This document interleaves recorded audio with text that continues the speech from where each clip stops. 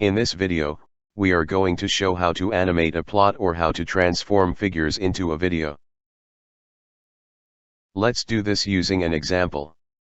Here we would like to study the function f of t is equal to 2 times exponential of minus t over 10, times sine of omega t, for t ranging between 0 and 10.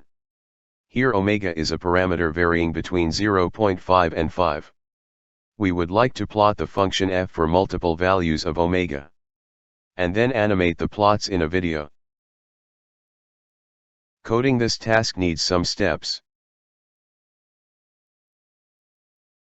First, we need to start by coding the mathematical computations.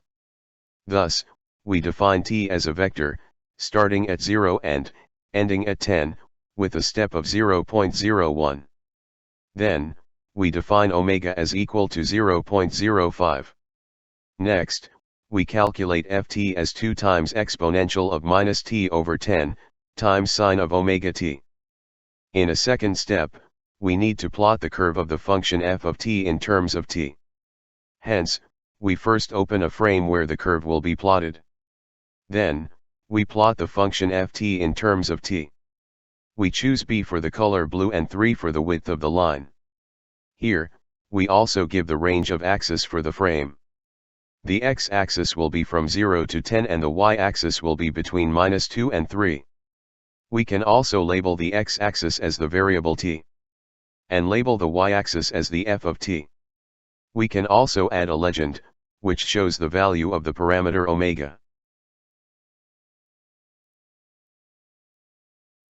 If we run the Matlab program, we get the following plot of the function ft, for omega equals 0.5.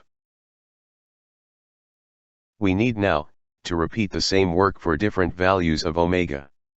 Thus, we should consider omega as vector. Here, omega will be a vector that starts at 0.5, and ends at 5, using a step of 0.01. Then we need to use a loop for end.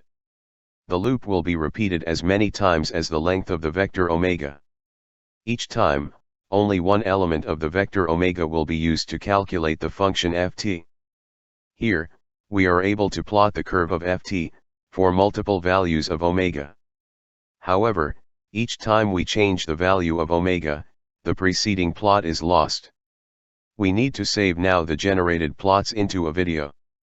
To save the plots into a video, multiple steps are required. Before starting the loop, we need first to create a variable for the video, which will take the name and format of the video. Second, we need to give the frame rate of the video writing. And third, we will open the video for writing. Within the loop for end, we need to save the plot into a variable that can be written into a video. Then, we add the plot to the video. Finally, after getting out of the loop, we need just to close the video. Running this code will generate the video in the desired folder. Now just enjoy watching.